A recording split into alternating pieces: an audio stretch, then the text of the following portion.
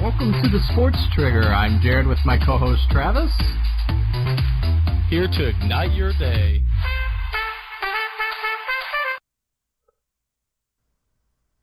Hello everyone, welcome back to the Sports Trigger. Travis, today we are going to be discussing Chasing the Champs. Something Paul George didn't get the memo on there because he's not going to a winner. He's not going to win a championship. And you know what? Now that he's gone, I'm all right with that. So let's start now. Do you think it's worth teams chasing the champs? I don't think it's worth it. I thought about this for a little bit, and there's a couple teams that have formulated. Obviously, there's Golden State, who's been there for a couple of years. They added Kevin Durant, which even before Kevin Durant, they had a super team, you could argue. And then, you look at what the Rockets are doing. The Cavs tried to do something.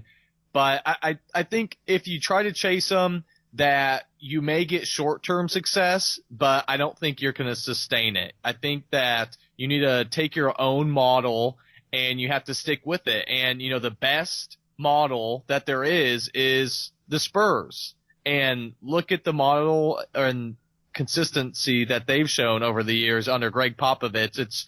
It's unrivaled, and they haven't been those type of teams that go after a, huge name player in free agency. They just stick with it. They find the players that work for them, and, it's obviously paid off. They went after LaMarcus Aldridge. They also went after Kevin Durant. But yeah, there's no other San Antonio Spurs, and the closest one to them before they added Kevin Durant, and we'll see it. I mean, they're getting them to sign on for less. So arguably, Golden State drafted so well, and then they've gotten players to sign on for less. And so they're probably they have a chance to be the closest thing to the Spurs. And then after that, I would say the Celtics, because they've, harvested up assets, cleared cap room, maximize players' efficiencies and players' talents in general. So I'll give a shout out to Brad Stevens right there on that. So they could be that other team right behind them. But outside of that, no one's even coming close. So to be honest with you, I think it's completely worth it, and you have to go all in every single year, and especially in contract years for your players. And, well, with the Paul George debacle, even 2-3 years out before your player is going to be leaving, you have to go all in. Otherwise, these stars at small market teams are just going to get up and leave.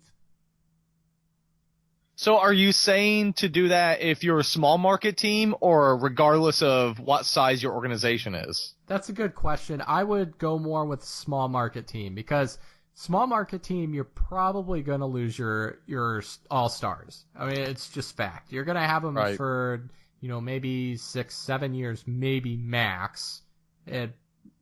Very good chance at having them for less.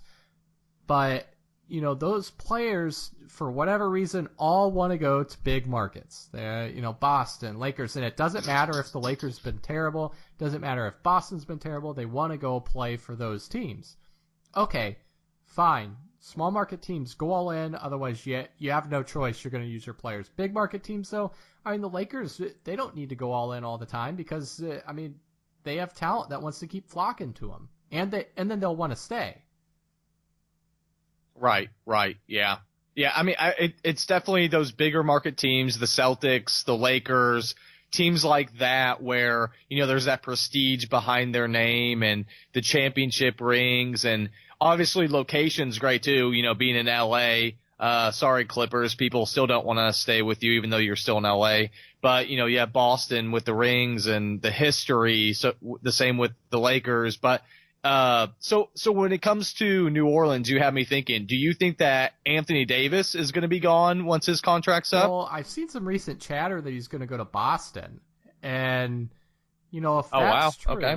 Or at least Boston's going to make a run at him like I think, every team will do here in the next, I think it's 2 or 3 years before he even has that option unless they trade him, which they're not going to trade him away. So, yeah, I think so. But I also like what New Orleans is doing right now, where they have him, Boogie, they just signed Rondo, they have Holiday. They have a good squad. I like them. They could be sneaky good this year if they can figure out how to play with each other.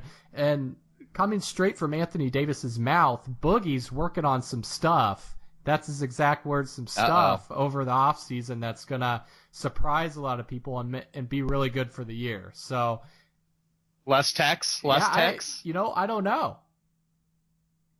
But that's dangerous. Yeah, that's it's dangerous coming from the brow. If the brow's saying something, he doesn't speak a lot. So this is what's making me think there might actually be some stuff coming from Boogie. Yeah, that's scary. People need to look at Nolan's this year.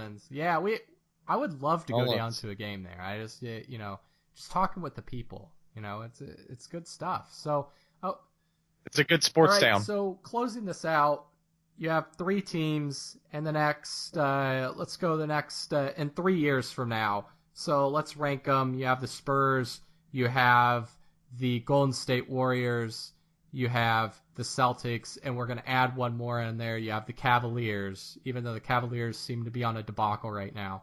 What's your order? Right now, especially with the recent acquisition. Actually, no. I'm going to go Spurs 1. I'm going to go Warriors 2, Celtics 3, and Cavs 4. Cavs 4. Cavs 4. No faith in the Cavs. Right now, especially, I don't blame you on that one. I am going to go number 1. We're going to go with the Boston Celtics. Number 2, we're going to go Golden State Warriors. Number 3, we're going to go with the San Antonio Spurs. They're starting to age, so it'll be interesting to see where they go. And then number 4 is the Cavaliers. I think they're going to be a debacle and a train wreck here soon, depending on how they play everything out. Maybe they get some good assets for Kyrie. I don't know. But with that being said, guys, thanks a lot for joining us today. And until next time on the Sports Trigger.